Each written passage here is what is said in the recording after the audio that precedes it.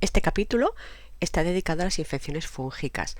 Las infecciones cutáneas por hongos tienen una distribución universal y son muy frecuentes en nuestro medio, por lo que constituyen un motivo frecuente de consulta en atención primaria. Las infecciones fúngicas se dividen en superficiales, es decir, limitadas al estrato córneo, y profundas, aquellas que incluyen la micosis subcutáneas y la afectación cutánea de las micosis sistémicas. Las micosis superficiales son más frecuentes que las profundas. Las tres formas clínicas de micosis superficiales predominantes en nuestro medio y, por tanto, en las que nos centraremos en este capítulo son la pitiriasis versicolor, las tiñas y las candidiasis. La pitiriasis versicolor está producida por levaduras lipófilas saprófitas habituales de la piel del género Malassezia. Su denominación es muy descriptiva al indicar la presencia de descamación, pitiriasis significa descamación, sobre manchas de una coloración variable, versicolor. La coloración va a estar determinada en gran medida por el fototipo del paciente.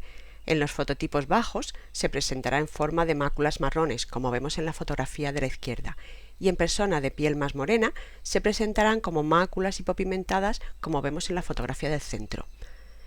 El diagnóstico de la pitiriasis versicolor es puramente clínico.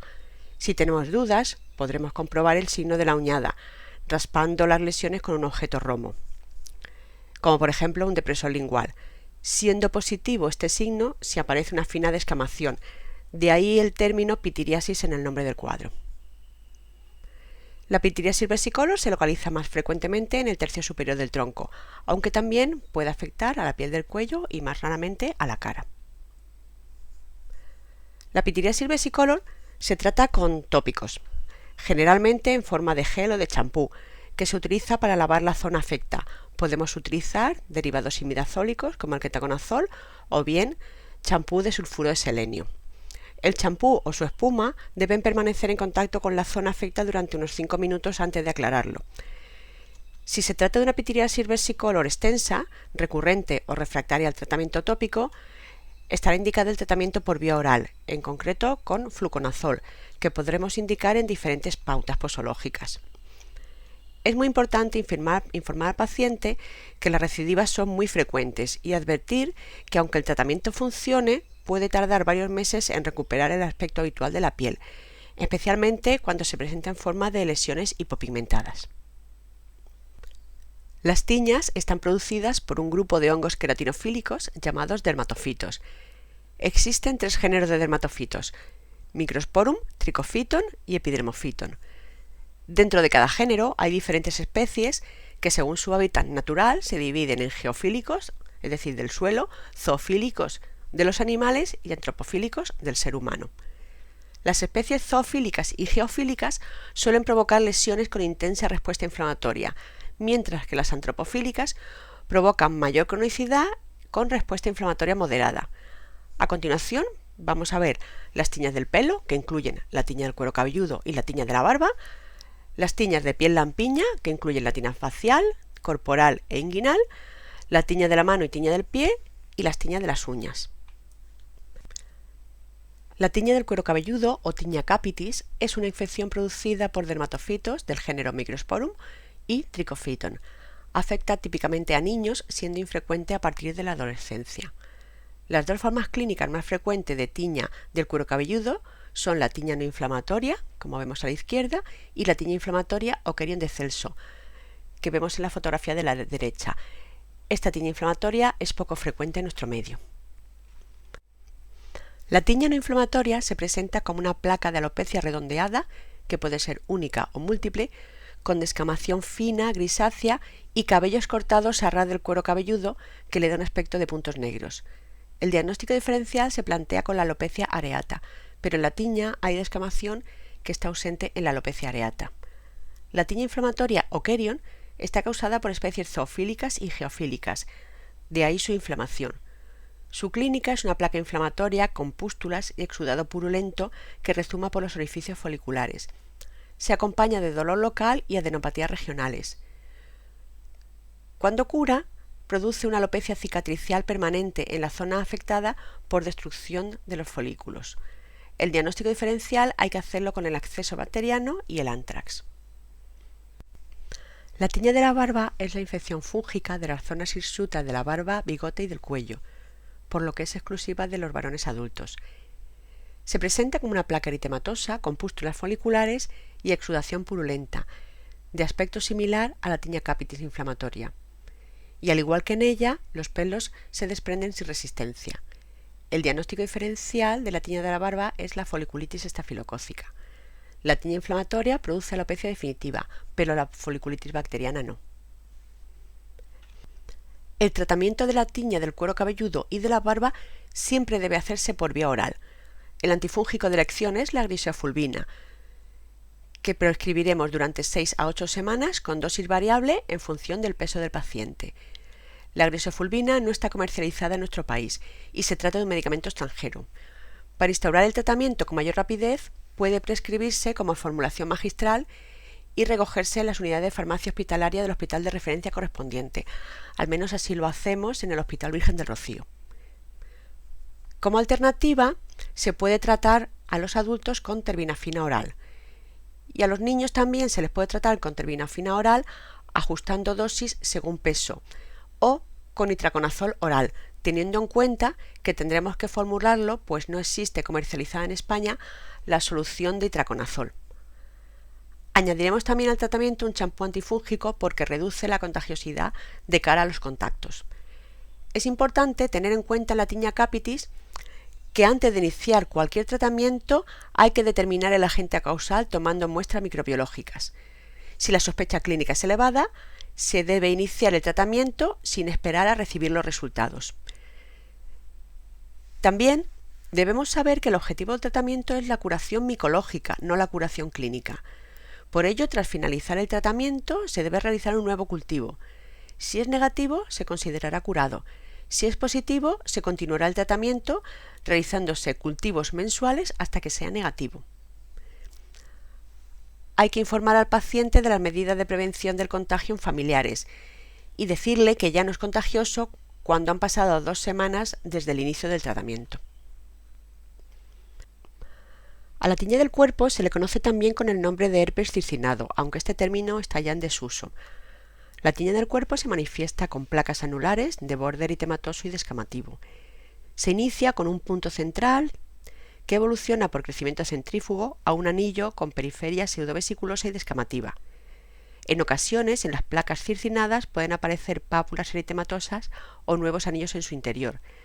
También estas placas anulares se pueden unir formando placas de morfología policíclica, como vemos en la fotografía de la izquierda. Una clave para la sospecha clínica de la tiña corporis es el borde de avance perfectamente definido, que continúa extendiéndose durante años si no se trata. En la fotografía de la izquierda vemos una tiña corporis de larga evolución con un borde de avance muy bien delimitado. A veces, en las zonas con mucho vello, se producen pápulas o nódulos violáceos en el interior por afectación micótica del vello. Entonces el cuadro se denomina granuloma de Mahochi. La tiña inguinal se presenta como una placa circular de disposición circinada con borde activo, elevado y descamativo. Es más frecuente en adultos jóvenes. Se localiza en las ingles con invasión típica de la cara interna del muslo, aunque también puede extenderse al escroto, al pene, zona perineal y glútea. Con frecuencia se asocia también a tiña pedis. Los agentes causales más frecuentes son Trichophyton rubrum y Epidermophyton flocosum, que son los causantes de su gran cronicidad y escasa inflamación. El diagnóstico diferencial de la tiña inguinal debe hacerse con el eritrasma, la psoriasis invertida y el intertrigo candidiásico. La tiña facial es una tiña que afecta a la piel lampiña de la cara. Recordad que la tiña de la barba es exclusiva del varón adulto. La tiña facial se suele iniciar como una placa eritematosa, descamativa y pruriginosa que con frecuencia suele confundirse con un eczema. Pero esta placa tendrá una extensión centrífuga formando una placa anular con borde descamativo característico de todas las tiñas. En el tratamiento de la tiña de la piel lampiña, es decir, la tiña del cuerpo, la tiña de la cara y la tiña de la ingle, la primera elección será el tratamiento tópico, con clotrimazol o miconazol durante 4 semanas, aunque como alternativa también podremos utilizar terbinafina o ketoconazol de forma tópica. Si son formas extensas o que no responden al tratamiento tópico, indicaremos tratamiento por vía oral, eligiendo terbinafina, itraconazol, grisofulvina o fluconazol en función de las contraindicaciones y enfermedades que presente nuestro paciente. En la tiña de piel lampiña, las pruebas microbiológicas para determinar la especie causal no siempre son necesarias. Estará indicado tomar muestras para cultivo solo si la infección no responde al tratamiento tópico, en caso de duda diagnóstica y si vamos a considerar tratamiento por vía oral. Aunque la tiña de las manos puede tener manifestaciones clínicas variables, suele presentarse como una placa anular o con forma de semiluna, con descamación difusa y con borde activo. Con frecuencia predomina la descamación sobre el eritema. La tiña de las manos es una entidad infradiagnosticada, pues se suele confundir con una dermatitis de contacto. La clave diagnóstica: buscar el borde de avance y además tener en cuenta que la tiña suele ser unilateral y la dermatitis de contacto suele ser bilateral. Existen varias formas de tiña de los pies. Una forma frecuente es la tiña intertriginosa o pie de atleta. El pie de atleta se inicia en la región interdigital con eritema, descamación y prurito, que posteriormente se extiende al resto de las zonas interdigitales e incluso al dorso y planta de los pies. En ocasiones, la oclusión y maceración por el sudor provoca una infección bacteriana por gram negativos, como Pseudomonas aeruginosa, Proteus, Klebsiella, E. coli y otros, como podemos ver en la fotografía de la derecha. Otra forma del tiña del pie es la tiña hiperqueratósica en mocasín. Se llama así porque se presenta como hiperqueratosis plantar que sobrepasa los bordes laterales de los pies. Se trata de una infección por dermatofitos crónica del pie que es recalcitrante al tratamiento antimicótico tópico. Es muy frecuente que los pacientes con tiña pedis y mocasín tengan también una onicomicosis. El diagnóstico diferencial de la tiña en mocasín debe hacerse con la psoriasis, la deshidrosis y el eczema de contacto. El tratamiento tópico es el tratamiento de elección en la tiña de las manos y de los pies. En caso de tiñas extensas o que no responden al tratamiento tópico, indicaremos antifúngicos orales, eligiendo el antifúngico en función de las enfermedades y comorbilidades que tenga nuestro paciente. En la tiña de las manos y de los pies no es preciso realizar cultivo, solamente lo haremos si tenemos que poner tratamiento por vía oral.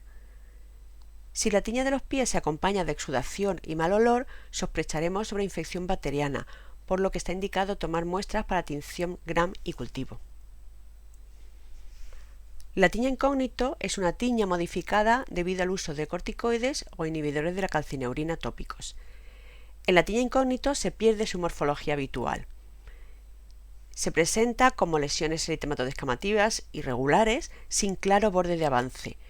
Por ello, la infección fúngica siempre debe tenerse presente en el diagnóstico diferencial de las dermatosis eritematodescamativas que no responden al tratamiento. El tratamiento de la tiña incógnito será el que corresponda por su localización. La tiña de las uñas es la infección de las uñas por hongos dermatofitos. Se le llama también onicomicosis, aunque este término engloba también a las infecciones de las uñas por levaduras. La tiña de las uñas es más frecuente en las uñas de los pies y es excepcional en niños.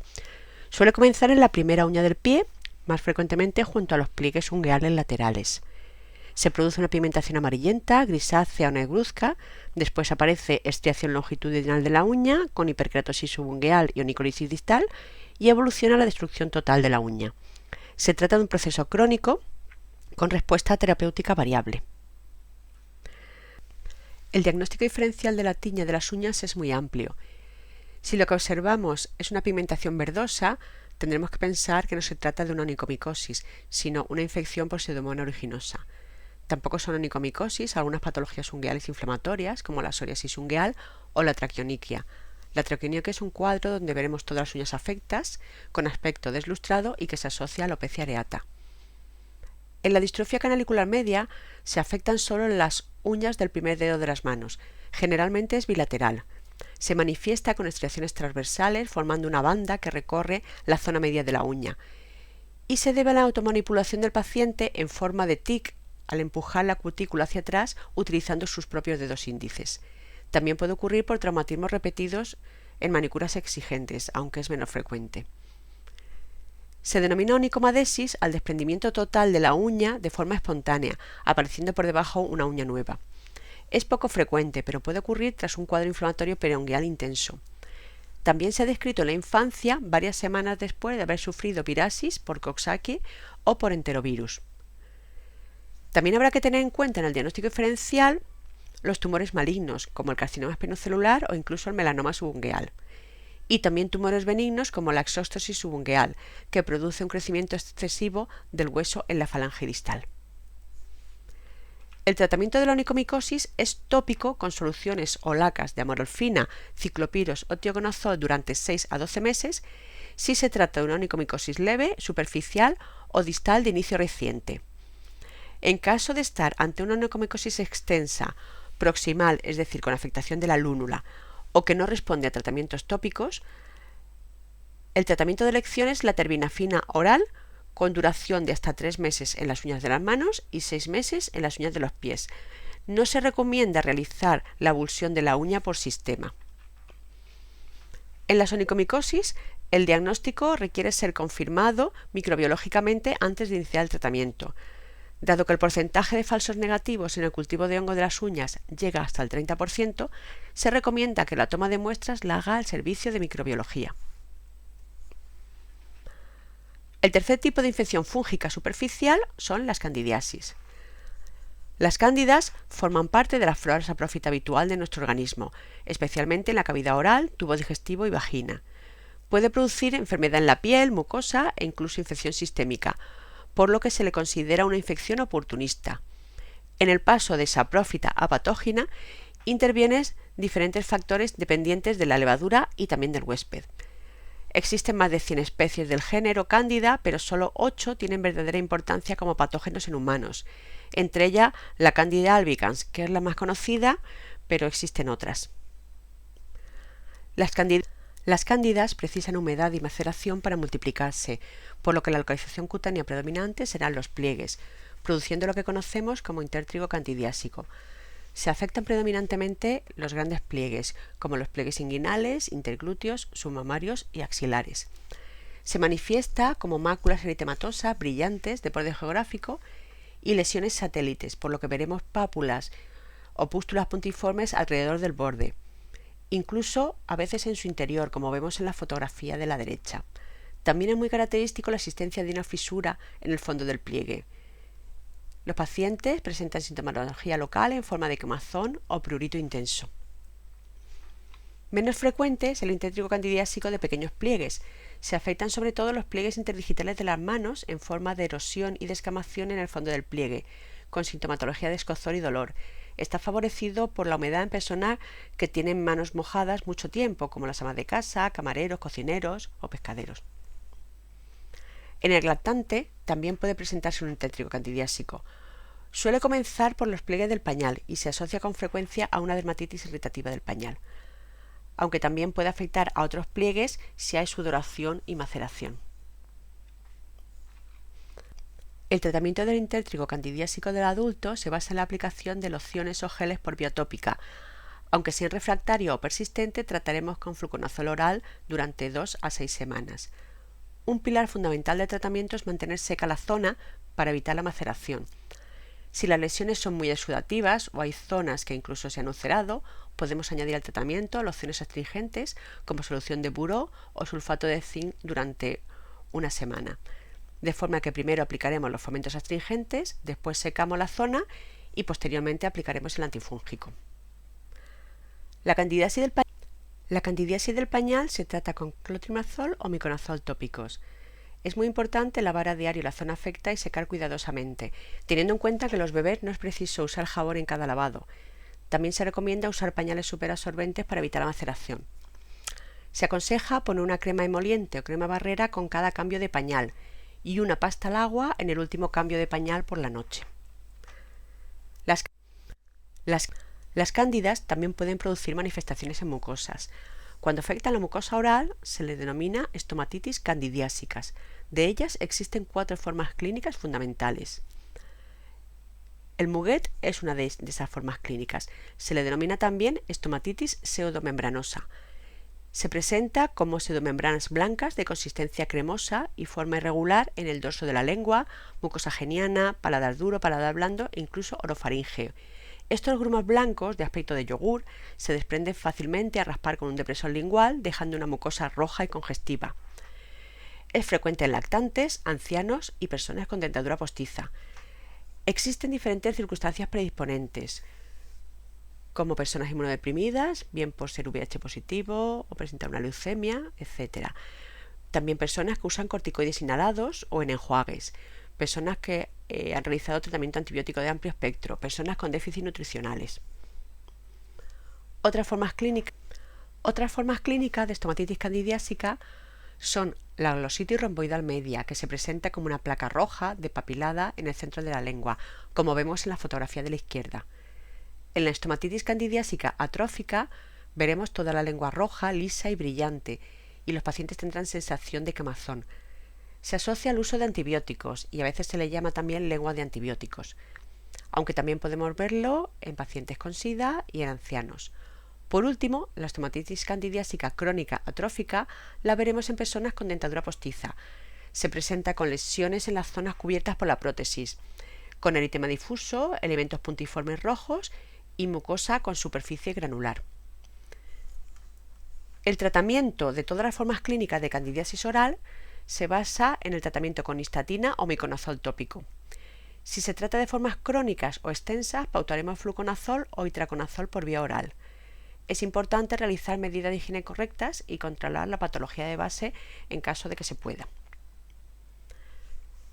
También la cándida puede afectar a las comisuras labiales, produciendo quelitis angular candidiásica, que se manifiesta como una placa triangular eritematosa en la comisura bucal de forma bilateral.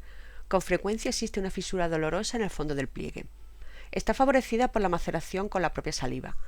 La flacidez de la piel en ancianos, junto con la reabsorción ósea mandibular, hace que la comisura bucal se curve hacia abajo, lo que favorece que la saliva se acumule en ella y predisponga a la quelitis angular. Esta alteración anatómica no se puede modificar y es uno de los motivos principales de las recurrencias. Si la quelitis angular es asintomática, no es necesario tratar.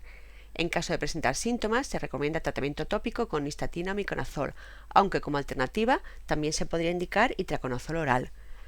Se puede recomendar una crema barrera o pasta al agua durante las horas del sueño para evitar que las comisuras se maceren en este tiempo. También las cándidas pueden afectar a la mucosa genital, en forma de vulvovaginitis candidiásica en la mujer y balanopastitis candidiásica en el varón, pero estas entidades se tratarán en otra unidad. Por último, las cándidas también pueden producir infección de las uñas, más frecuentemente en las uñas de las manos. Su clínica es una onicomicosis con coloración blanquecina. Se acompaña con frecuencia de perionixis, es decir, inflamación dolorosa de la zona periungueal. Ocurre en personas que se mojan mucho las manos y no se secan bien. Para el tratamiento de la onicomicosis candidiásica leve indicaremos amorolfina tópica durante 6 meses en las uñas de las manos y de 9 a 12 meses en las uñas de los pies. Si es extensa o no responde al tratamiento tópico, de elección es el tratamiento itraconazol oral durante 2 semanas en uñas de manos y 3 semanas en la de los pies. Como alternativa podremos indicar terbinafina oral. Si existe paronique asociada, indicaremos inmersión de la zona en agua caliente 3-4 veces al día, mantener la zona limpia y seca, usar guantes o crema barrera, evitar morderse las uñas y evitar mojarse demasiado las uñas. Para más información sobre las pautas y la posología de los antifúngicos, os recomiendo la guía terapéutica antimicrobiana del área Aljarafe.